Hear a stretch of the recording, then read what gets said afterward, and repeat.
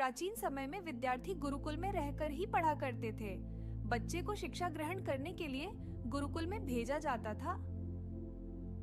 बच्चे गुरुकुल में गुरु के सानिध्य में आश्रम की देखभाल किया करते थे और अध्ययन भी किया करते थे। वृद्धराज को भी सभी की तरह गुरुकुल भेज दिया गया। वहां आश्रम में अपने साथियों के साथ घुलने मिलने लगा, लेकिन वह पढ़ने में बहुत ही कमजोर था। गुरुजी की कोई भी बात उसके बहुत कम समझ में आती थी। इस कारण सभी के बीच वह उपहास का कारण बनता है। उसके सारे साथी अगली कक्षा में चले गए, लेकिन वो आगे नहीं बढ़ पाया। गुरुजी जी ने भी आखिर हार मानकर उसे बोला, बेटा वृद्धराज, मैंने सारे प्रयास करके देख लिए हैं। अब यही उचित होगा कि तुम यहाँ अपना समय बर्बाद मत करो। अपने घर चले जाओ और घर वालों की काम में मदद करो।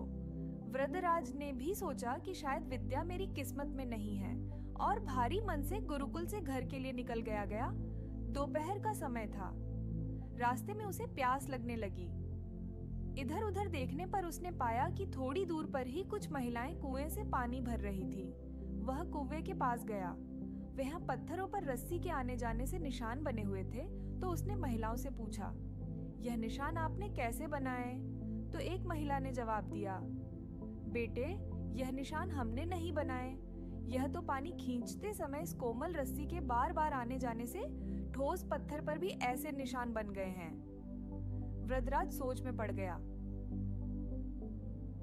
उसने विचार किया कि जब एक कोमल से रस्सी के बार बार आने जाने से एक ठोस पत्थर पर गहरे निशान बन सकते हैं, तो निरंतर अभ्यास से मैं विद्या ग्रहण क्यों नहीं कर सकता। वृद्धराज ढेर सारे उत्साह के साथ वापस गुरुकुल आया और अथक कड़ी मेहनत की। गुरुजी ने भी खुश होकर भरपूर सहयोग किया। कुछ ही सालों बाद यही मंदबुद्धि बालक वृद्धराज आगे चलकर संस्कृत व्याकरण का महान विद्वान बना, जिसने लघु सिद्धांत कौमुदी, मध्य सिद्धांत कौमुदी, सारा सिद्धांत कौमुदी, गीर्वाण पद्मंजरी की रचना की। शिक्षा, मॉरल। दोस्तों, अभ्यास की शक्ति का तो कहना ही क्या है। ये आपके हर सपने को पूरा करेगी।